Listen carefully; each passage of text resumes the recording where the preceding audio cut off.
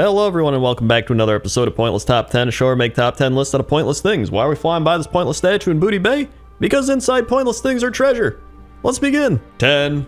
Number 10 is Umbrafan Lake, and I picked Umbrafan Lake because it's one of the first lakes you run into when you go to Zangarmarsh, and it just kind of stands out the most to me out of all the lakes in Zangarmarsh, because there's actually a lot of lakes in Zangarmarsh. There's the Serpent Lake, there's Marshlight Lake, there's like one or two smaller lakes. There's the lagoon, which is, I guess, kind of a lake. Is a lagoon a lake? I don't even know. You know what? I gotta look it up. This is the point of the video. We're only like a minute into the video and I'm already Googling about nature facts. Lagoon Lake. A lagoon is a shallow body of water protected from a larger body of water. What's the difference between a lagoon and a lake? Here we go. This is all we want to know. Lagoons are usually shallower than lakes. Lagoons have varying salinities, whereas lakes are either freshwater or saltwater. Animals in lagoons can tolerate varying brackish conditions, while animals near lakes need fresh water. Lakes are inland, while lagoons are usually along the coast. Oh, interesting. I didn't know that. Look at that. Listen, every time you watch Pointless Top 10, you learn something new, right? That's what this is all about. Learning, having fun, and appreciating the amazing nature and ambience of a video game. Either way, I like Umbrafan Lake a lot. I had to put a Zangarmarsh Lake up here because Zangarmarsh, fantastic. Especially after I just leveled through Wrath of the Lich King. Well, pre-patch, so I had to go through Outland, you know what I mean? And I had to, level through Zangarmarsh again. And so I was like, you know what? I love Zangarmarsh, I love these lakes, and I just picked one of them. And that's why it's number 10. 9. Number 9 is Lochvaral, and I know we just talked about lakes versus locks, and if there's a difference, and apparently Wowpedia doesn't think there is, because it says Lochvaral is a lake on western Twilight Highlands on the border with the wetlands. A waterfall sends the water to the Varal River, which empties into the Forbidding Sea through Varal Delta. In the past, the lake had been pristine and was ruled over by the water spirit, Countess Varal. She held a shaky truce with the fire elementals led by Lord Cannon to the south. So the reason I like this lake, loch, whatever you want to call it, is just because it's in an area that nobody really goes to, right? I can't imagine people being like, dude, I always go to Twilight Highlands. So it's just kind of hidden away. So I feel like it's something that people haven't even seen really that much. And it's like a purple lake or loch, whatever you want to say. It's honestly pretty cool. I don't think there's any lakes or lochs like it in the entirety of Azeroth or Outland or wherever you want to go in World of Warcraft. And, I think it's a little underappreciated. Probably because it's from Cataclysm, and probably because it's kind of in the middle of nowhere. Like, even if you're questing in this zone, you don't really have to go to this area, I guess, unless you get a quest to go up here. But even then, I feel like most people maybe have flown over it, but either way, that's why I put it at number 9. 8. Number 8 is Lochmodon. That's right, another loch. But here's the thing, I was looking it up even more, and it says on Wikipedia, loch is the Scottish Gaelic, Scots, and Irish word for lake or sea inlet. It is cognate with the Manx Lough, Cornish low, and one of the Welsh words for lake, which I have no idea if I said any of that right. I probably didn't. Doesn't matter. But Lochmodon is one of the places where I think people always think of big lakes in World of Warcraft. You think of Lochmodon, whether it's pre or post Cataclysm. Like, I think even post Cataclysm, there's like a bunch of little lakes all over Lochmodon now. So I feel like instead of one big lake, it's just a bunch of little lakes. It's still fine. I think the theming and the art style of Lochmodon is still cool post Cataclysm. That's why I decided to use this instead. But there's murlocs all over. There's still a bunch of rocks. There's still sea monsters under the water. Could it be the Loch Ness Monster? Who knows? Maybe. I think it's just one of the most historic lakes in World of Warcraft, right? I think it's got to be up there. I think the dam is also a place that's very recognizable with Lochmodon, but I had to put it up there on the list just because of that historical nature of it. Plus, Dunmorrow and Lochmodon were originally concepted as a single zone. I thought that was a really cool fact. That would have been, I don't know how that would have worked out. I guess maybe the winter aspect of Dunmorrow would have maybe carried into Lochmodon a bit, and then it became all green, almost like Alaska or something. I don't know, but it's number 8. 7. Number 7 is Lake Elunara. This is the lake that's in Moonglade, and I've been here a lot because I leveled a druid in Wrath of the Lich King.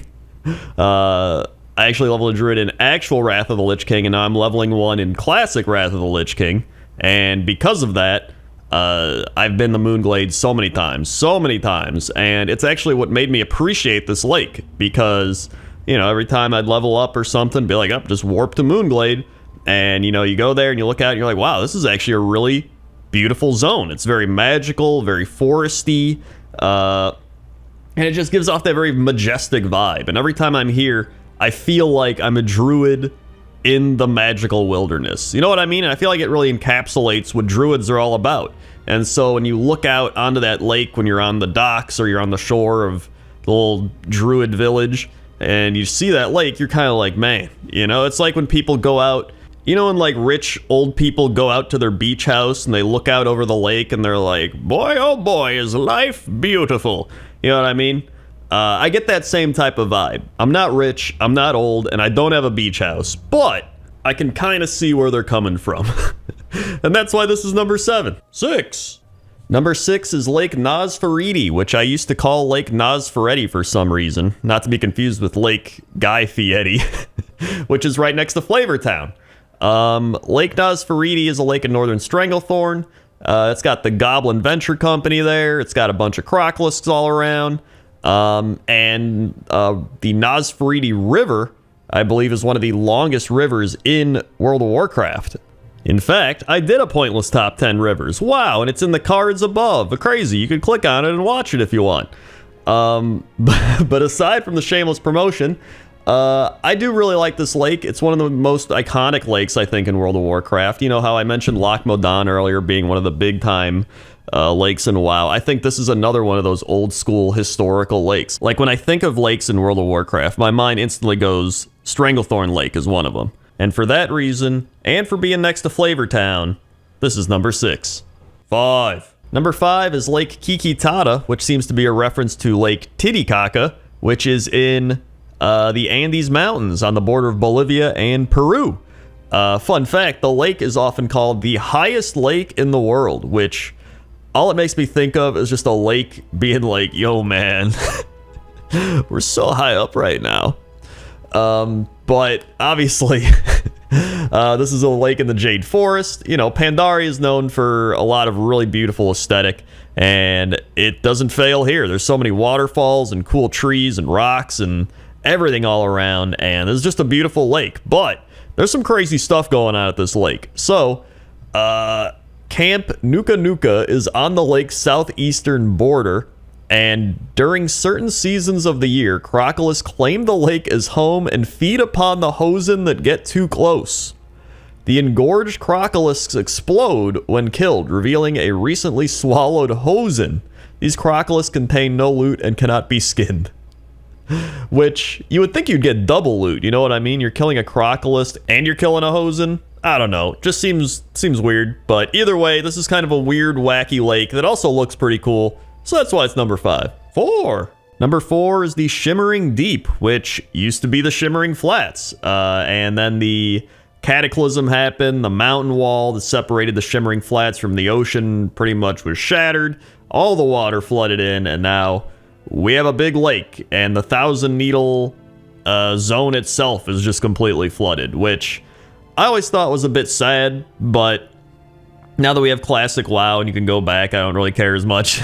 You know what I mean? Because the Shimmering Flats used to be one of my favorite zones, man. It still is. For some reason. I know it's like a really boring, grindy area, but like, I don't know. There's something about the Shimmering Flats that just has always interested me. I don't know what that says about me. But I do think this is a really cool lake. You know, it's not really man-made. I guess it's dragon-made, technically, because Deathwing, you know, created it in a way. But the speed barge is really cool. You know, there wasn't that many casualties. Oh boy. I mean, that's oh god. Well, we have ice cream. We have this gnome that's selling ice cream on a ship. What an entrepreneur, man. This dude was like, hey, you know what? I got to keep this ice cream business going. And he just started up a ship with ice cream machines on it that are just keeping that stuff cold. What a guy. Apparently his name is Brivelthorpe as well. But, you know, aside from that, you can still go underwater and see all the old parts of the zone, which I think is actually a really cool thing, being able to go underneath and see what used to be. It's a little eerie in a way, but you know what they say? Inside eerie places are treasure. That's number 4. 3! Number 3 is the Lake of Stars, and I picked this lake because it's a very odd contrasting scenario. You know what I mean? Like, it's a very gloomy area with, you know, the sky being kind of gloomy and dark, and then the surroundings being kind of dead, but then the actual lake itself feeling like there's a bunch of little stars in the lake, and it makes it feel almost serene in a way. I don't know. It's a very weird lake. Oh, I don't know what my voice went like. It's very whoa. But it's very interesting. I learned actually from the Wowpedia that during the beta, this was named Dreadwater Lake, which again is a very contrasting name to like Lake of Stars. It's like, yes, you must go to Dreadwater Lake. And it's like, oh no, I gotta go to Dreadwater Lake. There's probably pirates there. There's probably crazy monsters there. And then it's like, you gotta go to the Lake of Stars. It's like, oh, okay, there's probably like elves there. There's like, you know, astrological happy meteors that are like, hey, welcome to the Lake of Stars. I don't know why they sound like Mickey Mouse, but they do, and they grant you 3 wishes, and that's what it is. That's Miss Pandaria. But no, I really like this lake because it feels very unique and different. You know how I say some of the lakes I've mentioned feel very historic. You know, it's like it's a historic lake, like Lake Guy Fieri, right? That lake's very historic, but you know what it is. It's a lake. But this one feels so cool with like the sky and the little star plants and the bugs walking around and the just a really cool ambience. And because of that, I felt it deserved a higher spot on this list. And so that's why it's number 3. 2. Number 2 is Stone Bull Lake. And Stone Bull Lake is a long horseshoe-shaped lake, according to Wowpedia. Who would have guessed it?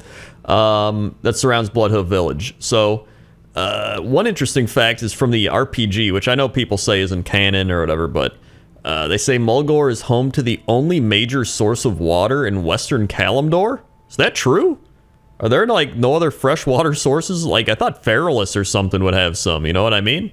I almost put a Feralus lake on this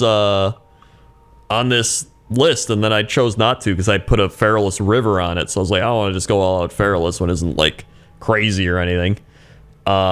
Wait, water fills the lake from underground rivers stretching as far north as Ashenvale Forest. That's kind of cool, although it's not canon. But that's not why I put this on this list. So you might be like, Crendor, why do you put like this really kind of boring open plains lake at number 2, right? Like this is a high honor.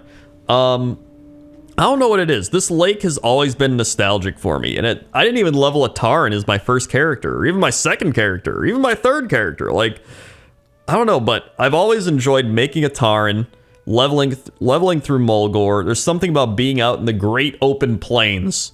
You know what I mean? Even though it's very bland, it's very kind of open. It's very plain, right? It is plain. But there's something peaceful about it. You know what I mean? And I don't even know if it takes me back to my childhood in a way. I mean, I didn't go out to the great open plains, but, you know, I used to go fishing as a kid. My grandfather would take me fishing. So I think there's something nostalgic tied in with that and being out in nature. You know, there's logs, there's grass, and it's very calming. I think that's what I like most about this lake is how calming and peaceful everything is. There, you know, you don't have crazy demon legion battles going on. You don't have, you know, Arthas trying to conquer the world or whatever. You're just out on a boat. Yeah, I guess, you know, you can go out on a boat if you want, but you're out in the open plains with your fishing pole and ready to just sit there and fish and just have a great time and forget about whatever you're worrying about or you're being anxious about. It's a time to just, relax and be in the moment. And I think that's what I love so much about this lake and the location of the lake and everything about Stone Bull Lake. And that's why it's number 2. 1. And number 1 is Skysong Lake in Nagrand. And this could go for either the old Nagrand or the new Nagrand, but I specifically chose the new Nagrand because I think they actually did a really good job updating it. For all the things Warlords of Draenor did terribly, I think the Nagrand update was one of the things they actually did right. There's just something about this lake that, much like how Mulgore was very nostalgic and kind of peaceful, this almost has the same level of peacefulness and tranquility that the Mulgore Lake had, but almost on a different level because it's so updated and new, and there's so many different aspects, like the mountains and the grass and, the big stone pillars and the music. Like, when I was leveling in Wrath of the Lich King pre-patch, and I got to Outland, I made sure that the last zone I went to was going to be Nagrand. And I ended up making it so the last zone I went to was Nagrand. I went there, and it was almost like a therapeutic experience. I would turn the music all the way up, and I would just, grind. It was, how that feeling where sometimes you play a game like Diablo or Path of Exile, whatever it is, and you're in that mode of like, I'm just grinding, right? Your brain shut off. You're just like, blah. That's how it felt with this. And even on a better level than that, because you have this like peaceful music, you have this peaceful zone, and you're just out here by this lake, and it feels like you're out in nature. This is the closest I feel you can get to being in nature in a video game. As nerdy as that sounds. And I love it. It's one of the reasons I've loved Nagrand for so long. I've always, if you've watched any of my videos from even way back in the day, I always would be like, dude, Nagrand, super Nagrand, all these different things. And I think this is why, Skysong Lake is kind of the epitome, right? Is that the right word? Epitome? Person or thing that is a perfect example of a particular quality or type. Okay, we're right. It's like the epitome of relaxation and tranquility and peacefulness and just being at ease in World of Warcraft. That's how I feel, and that's why I had to put it at number 1 in Pointless Top 10 Lakes. Hey everybody, thanks for watching this episode of Pointless Top 10. Make sure to like, comment, subscribe, all that good YouTube lingo. And here's a couple more Pointless Top 10s you could check out if you've missed them. Or you could just YouTube Pointless Top 10 whatever. I might have already covered it. Who knows? Okay. See ya.